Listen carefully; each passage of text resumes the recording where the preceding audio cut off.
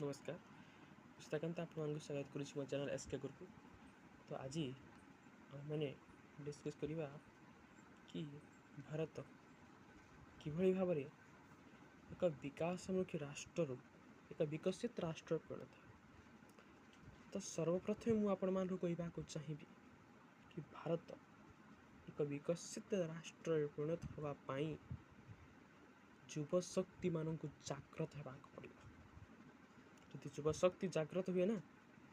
तेज निश्चित भाव में भारत एक विकसित राष्ट्र परिणत हम यह निसंदेह। द्वितीय पॉइंट मुझे कहवाक चाहिए कि भारत में जो अन्याय दुर्नीति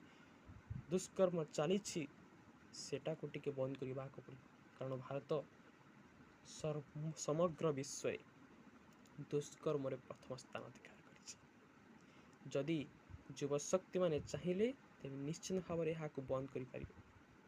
तृतीय पॉइंट मुझे कहवाक चाहिए कि भारत निजर राष्ट्रभाषा को सम्मान देवा उचित यह सरकार तेरे मत ये हस आसूची कहले कथाटी हस आसूची कि जदि सरकार कहते कि निज राष्ट्रभाषा को सम्मान देवा उचित तेरे कहीं स्वाधीनता पर ठारू वर्ष वर्ष धरी निजर देश रे तैयारी होता मेडिसिन रे निजर राष्ट्रभाषा हिंदी को लिखि ना आपण चाइना कथा कहतु कि जापान कथा कहतु कि रूसिया कथा कहतु अमेरिका कथा कहतु यही गुड़ाक देश विकसित हो जाती तो से माने निजर मेडिसिन रे निजर राष्ट्रभाषा को लिखिं तो भारत कौन पे कर भारत कौन पछी जाइए कि भारत कहीं कर युवशक्ति को जाग्रत हवा उचित। एवं शेष पॉइंट में आपण कहवाक चाहिए कि भारत शिक्षा क्षेत्र में अग्रगति करने उचित जदि शिक्षा क्षेत्र अग्रगति करने उचित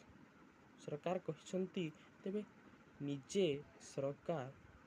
निज पिला मानकर हायर स्टडी पाई कहीं विदेश को पठाउछंती निज देश में कहीं आप राज्यर मंत्री कथा कहतु कि केंद्र मंत्री कथा कहतु से निज पिला निज देश में पढ़ाऊना गारंटी दे कहीपर से निजर पिला निजर हायर स्टडी पाई विदेश ही पठाऊँ तेरे जदि यहाँ युवशक्ति मैंने बंद करें निज भाषा मध्यम निजर मनर भाषा मध्यम सरकार को टार्गेट करें कि यदि